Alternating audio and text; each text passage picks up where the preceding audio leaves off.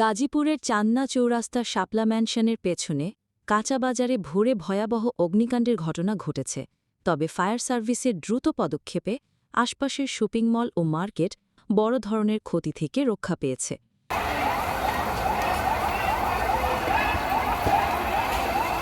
বৃহস্পতিবার সকাল ৬টার কিছু আগে হঠাৎ আগুন ছড়িয়ে পড়ে গাজীপুর মহানগরের চান্দনা চৌরাস্তার কাঁচা বাজারে। ওয়ার্ল্ড ক্লাস ইনোভেশন নিয়ে ওয়ালটন এখন দেশের সীমানা পেরিয়ে পৌঁছে গিয়েছে ৫০টিরও বেশি দেশে। ওয়ালটন, ঘরে ঘরে, বিশ্বজুড়ে। মুহূর্তেই আগুন ছড়িয়ে যায় বাজারের বিভিন্ন স্থানে। খবর পেয়ে জয়দেবপুর ও ভোগড়া ফায়ার স্টেশনের ৫টি ইউনিট দ্রুত ঘটনাস্থলে পৌঁছে যায়। প্রায় ১ ঘণ্টা ১০ মিনিটের প্রচেষ্টায় সকাল ৭টা ২০ মিনিটে আগুন নিয়ন্ত্রণে আনে ফায়ার সার্ভিস। ফায়ার সার্ভিসের জেলা প্রধান মোহাম্মদ মামুন জানান, আমরা খবর পাওয়ার সঙ্গে সঙ্গে ঘটনাস্থলে পৌঁছাই।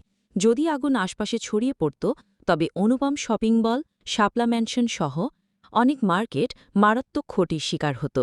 অগ্নিকাণ্ডে ক্ষতিগ্রস্ত ব্যবসায়ীরা জানিয়েছেন, দোকানপাটে ঢুকে মালামাল বের করার সুযোগ পাননি তারা। তাদের ধারণা কয়েক লাখ টাকার ক্ষতি হয়েছে এ ঘটনায়।